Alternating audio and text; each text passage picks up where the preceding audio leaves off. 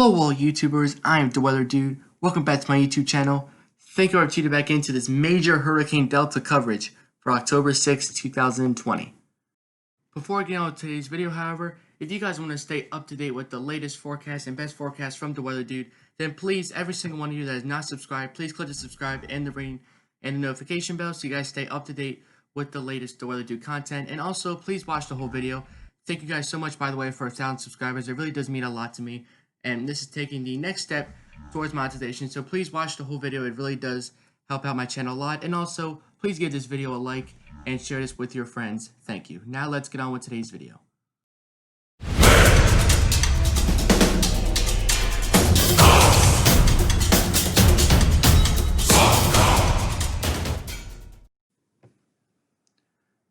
So today we are tracking major Hurricane Delta. This thing rapidly intensified from the start. I mean, pretty much from the time it became a tropical depression, then before you knew it was a strong tropical storm, before you knew it was a hurricane, then a Cat 2, Cat 3, and now a Cat 4, right? This thing is working its way up the totem pole pretty quickly. Rapid intensification, I mean like super rapid, and why? I mean, it's in the Caribbean. This is what storms in the Caribbean do. All right, it's currently at 145 mile per hour winds. I purposely waited until the 5 o'clock update because this was the next major update I wanted to wait for. Minimum central pressure, 956 millibars, and it's moving at a good clip. That's the only good thing with this so far is that it's moving at a pretty good clip, pretty much average to slightly above average in terms of its speed at 17 miles per hour. Now, a faster moving hurricane does potentially enhance wind damage, but it also does take away reduce rainfall damage. It doesn't minimize it, just reduces it a little bit compared to if it was moving slower. Still going to be a big rainmaker as well. So when we take a look at the latest track here, that's why I love these big updates, because we get an update on the track. This will be making a catastrophic landfall on the Yucatan Peninsula, or maybe close to it. Maybe it might become a Cat 5, whether before landfall in the Yucatan, maybe even after it. That's the only good thing, though, is that it will put a little dent in its strength. Now, that's not good for the Yucatan, but it's good for the Gulf Coast in the sense that since it's crossing a little bit of land, not too much, it's crossing a small chunk of land, that it may weaken the storm a little bit, but it will still be a major hurricane at landfall, no doubt about that for now. All right, and still could be a tropical storm well inland the Mississippi and the depression after that. All right, so hurricane warnings for the Yucatan Peninsula looks like they've been dropped for western Cuba, but we still got tropical storm warnings for you guys. So far, I don't believe any land masses have seen tropical storm force winds. Maybe Jamaica, maybe the western edges of Jamaica, but I don't think they've been seeing anything either. Matter of fact, if we go to the wind history, as you can see, the orange has not touched any land masses yet. So nobody has picked up tropical storm force winds. Maybe with tropical storm wind gusts with some of those outer bands, but no tropical storm force winds, right, have hit anybody yet. But trust me, heck, they'll be here soon, before you know it. So key messages from Delta. The thing that makes it so destructive with the winds, the storm surge. We know that like people pay attention to the wind too much, but wind is also a very important factor of a hurricane, because that, like, you might be thinking, like, you might hear people say that the water is the bigger threat of the hurricane than the wind, right? Because that's the #1 cause of death. And yes, but wind also does contribute to water, because pretty much the stronger the winds, the more surge we can get. It also has to do with the storm's forward speed. So life-threatening surge on the Yucatan and for the Gulf Coast. We're seeing heavy rainfall portions of the Cayman Islands, western Cuba, and northern Yucatan Peninsula all the way through midweek over the next couple of days. You can see mudslides. We know this region is prone to mudslides. Surge for Louisiana, Mississippi. How much? We don't know, but judging by the Saracens and hurricane scale, if this were to make a landfall as a Category 3 hurricane, normally that's about 9 to 12, but it's usually, there's always that isolated spot that gets more than that. So if it just does make landfall as a Cat 3, as it's forecast to on the northern Gulf Coast, whoever it may hit, from Texas to Florida, all right, if this were to make landfall as a Cat 3, probably anywhere from 10 to 15 feet of surge, which is a lot. All right. So when we take a look at the interactive map, all right, so again, that teal area is where the tropical storm force winds go out, not quite to reaching any land mass. That more greenish area is where the 58 mile an hour winds go out, and then orange is where the hurricane winds are. Wind field into is not big with the storm. I mean, it's not a huge storm, but it can still produce a lot of dangerous threats. But take a look at this. We're projecting now a Cat 5 landfall or at least a 155, which 157 is Cat 5. So we're projecting a Cat 5 landfall on the Yucatan Peninsula just south of Cancun with, get this, wind gusts to 190 miles per hour. Yeah, that's insane. All right, and this is by 2 a.m. tomorrow morning. So Yucatan and Quintana Roo, I hope you guys are prepared. All right, this crosses right over the Yucatan, and when it comes back over the water, it's projected to be still a Category 3 with winds gusting to upper Cat 4 status. So still going to be a very strong hurricane. That's the thing. If this was crossing over the Yucatan as a tropical storm, it probably wouldn't have made it to the other side. But because this is already such a strong storm, it's got a lot of energy to take with it. Then it could be strengthened back into a Cat 3, maybe even a Cat 4, all right, maybe a 130 mile an hour Cat 4, and then maybe some slight weakening to a mid-level Cat 3 at landfall. But it may not weaken over the Gulf of Mexico. I mean, that's what they're saying now, but it may not do that.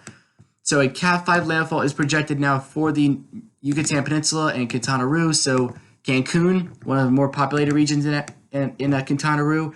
You got Merida there as well. All right, so all these areas, I hope you're prepared already, because if you're not, things are not going to look good for you. All right, so the tropical storm force winds. If you want to call this good news, initially, like earlier today, the tropical storm force wind, their earliest arrival time was going to be Friday morning, and then the most likely time was going to be Friday afternoon. I think they've moved the times back up a little bit. That just gives you more time to prepare, all right? So for the Yucatan, earliest reasonable arrival time of the tropical storm force winds, well, we know they're going to be more than that, obviously, but the TS winds could arrive at 2 a.m. on Wednesday. It's always good to look at the earliest reasonable arrival time, because this just tells you when you need to be prepared by, basically.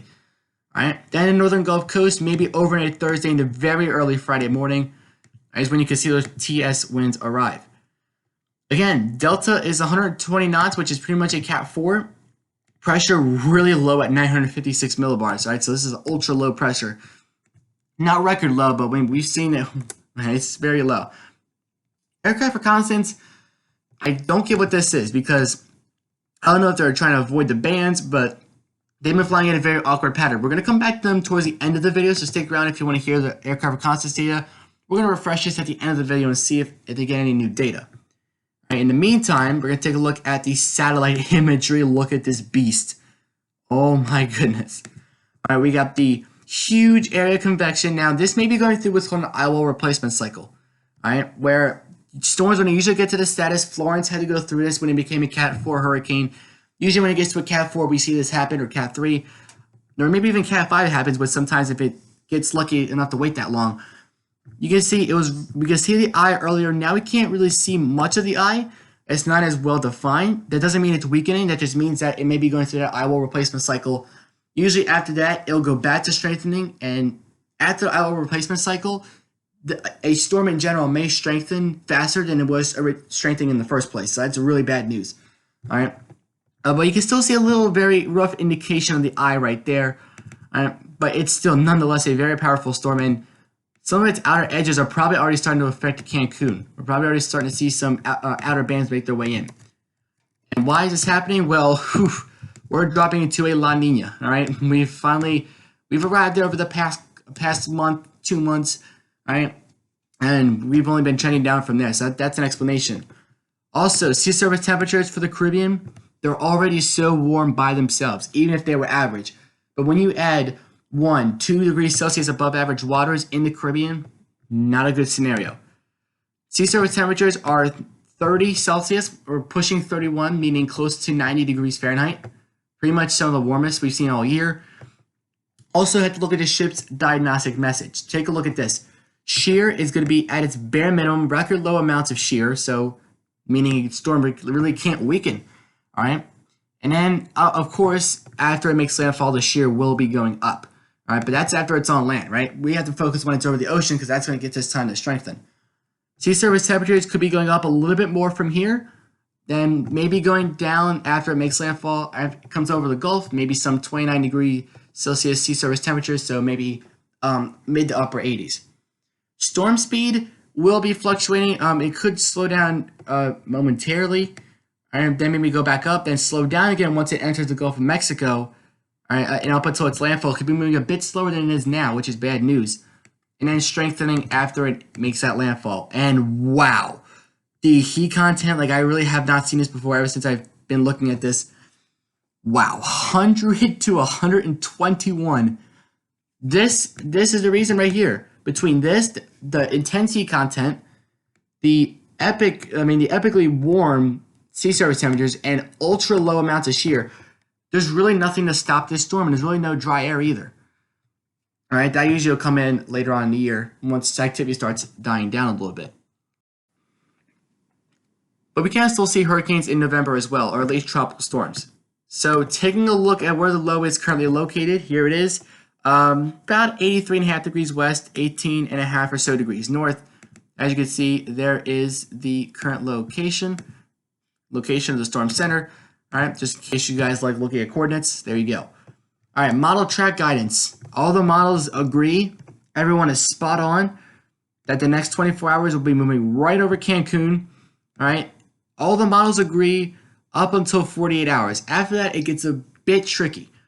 All right, but actually most of the models do agree, except for one. Most of the models do have a central Louisiana landfall. One model has a New Orleans landfall, which is, I mean, they don't need that either. I mean, ever since Katrina. But at the same time, Lake Charles doesn't need either because of Laura. So another Cat 4 hurricane enemy landfall. Really, nobody needs a storm like this, right? I mean, no one should ever say, I need major hurricane Delta right now. No one should really ever say that because of how catastrophic this will be. All right, and some of the tracks, the black line, which is summing up all these models into one, an average, if you want to call it like a median, kind of brings it right into central and western Louisiana landfall, up through the Tennessee Valley, up near the Appalachian Mountains, and then through the Mid-Atlantic and Northeast as some remnants. All right, but I mean, most of the models do agree with that though. A Louisiana landfall, then moving through the Tennessee Valley. That's what most of the models are going with. GEPS model tracks say something a bit different, and they're calling for an even worse scenario. Why do I say that? First thing that draws my attention that could say that these set of models could make the storm stronger. They take the system a bit farther north, meaning it's going to interact with less land. That's one factor. Another factor is, look how much farther west they take the storm system and then curl it back to the east. That just means the storm is spending more time over water, and that just means it has more time to strengthen, right? If this were to take let's say this is where the storm is now, let's say it were to take a direct route right up through Florida or Alabama, all right? It wouldn't probably get as strong, right? Like especially across over western Cuba, all right? Because we know there's some mountainous locations scattered in between. So if it were to cut right across here, it'd be a lot different situation. But since it's going west, spending more time over water, that only means more bad news. Now, not saying this to frighten you guys. I'm saying this to inform you guys. That's my job here, right? I'm informing you guys on what's coming. So Hurricane Delta, at Category 4, a couple of models, a few models I should say, make it a Cat 5. All right, if it does, very brief, but this one model, oof, man, I hope that's not right. 190 knots. Oh my goodness, that's like 250 plus miles per hour. Okay, and I really hope it does not get that strong, but it's just one model. Usually that's like what we call an outlier. All right, but we can't rule that out either. All right, especially considering the kind of environment the storm is in. This could be the strongest system ever recorded.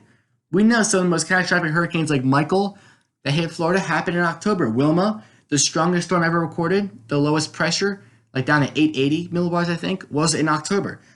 And 190 knots is 220, I was a little bit over, 220 miles per hour, which is kind of like what Hurricane Patricia was in the Pacific back in 2015. All right, anyway, we're moving on to the models now. Two models, GFS and HWRF. HWRF is a good intensity model, but also GFS, it's good to look at that model as well. So, heaviest rain for Cancun, it's going to be coming in 8 a.m. Between 8 a.m. Wednesday is when the heaviest rainfall will hit, and 2 p.m. Wednesday.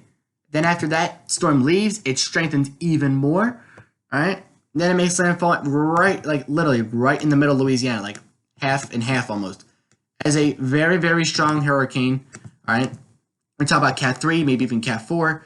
Then they have it moving through the Tennessee Valley, and then its remnants move through the Mid-Atlantic and Northeast, which obviously for you guys, when I speak for the Mid-Atlantic and Northeast, when I say that some locations in the Northeast could use some rain, so this could be beneficial for you guys. All right. Now, let's take a look at those winds. How strong could those winds get? Now, for some reason, all right, this is from 8 a.m., but they don't really have a. I think they're a little bit delayed because winds are certain. That's why I don't like the GFS model that much. Winds are certainly not, and it's the latest model run.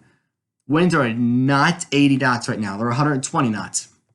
But looking what could happen after that, they're calling for a landfall of 80 knots. Now, don't get me wrong. I mean, this is the better of the couple scenarios that we have, so I hope it makes landfall with 80 knots. I mean, obviously, I hope it doesn't make landfall at all because we don't want a storm like this, such catastrophic, to potentially make landfall. But if someone were to ask you again, do you want a 120 knot hurricane or 80 knot? I'm sure you would take 80, right? Unless you were like an epic storm chaser, right? And you were just chasing down the storm, it might be different. All right, but let's take a look at the HWRF model because they're a pretty good intensity model, and I do like them a lot. All right, so let's take a look. Very heavy rainfall. It's pretty much the big picture here, and you can see the rain bands, 930 millibars of pressure. The next map we'll be taking a look at the winds. All right, but this is just the precipitation for now. 930 knots pressure goes back up briefly, then maybe goes back down. 929 looks like the lowest we see here, and look at this huge shield of rainfall over Louisiana at landfall. I mean, between Laura and Sally, Martha, so many other systems, we do not need any more rainfall here along the Gulf Coast, or any hurricanes, I should say. Lake Charles, I actually looked, was actually a few inches of rain below average, which is pretty weird. All right? But yes, they are actually a little bit below average. We need rainfall, but not like this. HWRF model is calling for maybe 130 knots of wind, which is about 150-ish miles per hour.